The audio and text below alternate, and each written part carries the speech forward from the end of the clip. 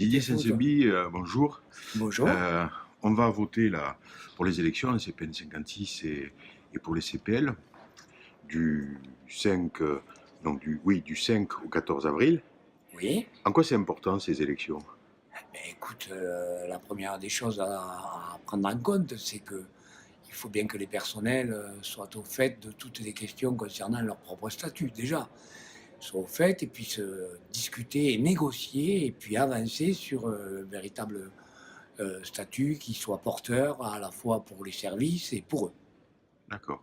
Mais ces, ces élections, les gens, on sent qu'il y a un petit peu de difficulté peut-être à mobiliser les gens. S'il suffisait de leur dire une chose pour qu'ils se mobilisent et qu'ils votent, en plus ce vote est par correspondance, il est compliqué, qu'est-ce qu'il faudrait leur dire? En quoi c'est important qu'il y ait une bonne participation? Ben, déjà, le problème de ces élections, c'est que si les gens ne votent pas, automatiquement, les employeurs, eux, qui ont leurs élus, vont pouvoir travailler sereinement en considérant que les salariés se foutent de savoir que va devenir leur statut, etc. Donc il est important que les salariés votent pour que véritablement ils disent aux employeurs: je vote parce que je m'intéresse à mon devenir, au devenir de ma structure, des chambres de métier, qu'est-ce que nous allons devenir.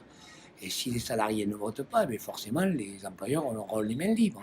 En plus, je crois que s'il n'y a pas 50% de participation au premier tour, il y a un deuxième tour qui est ouvert à n'importe qui. C'est-à-dire qu'on pourra avoir des listes qui ne sont pas du tout impliquées dans la vie du réseau Mais et pourquoi pas des listes bidons, quoi. ben oui, forcément. Et puis même les employeurs pourront, à partir de là, parachuter, Mettre en cause notre mais légitimité. parachuter, oui, mais mettre en cause nos instances, notre capacité de négociation et de connaissance, et parachuter des équipes qui leur seront tout à fait serviables, bien sûr. Merci Didier. Eh bien, je t'en prie.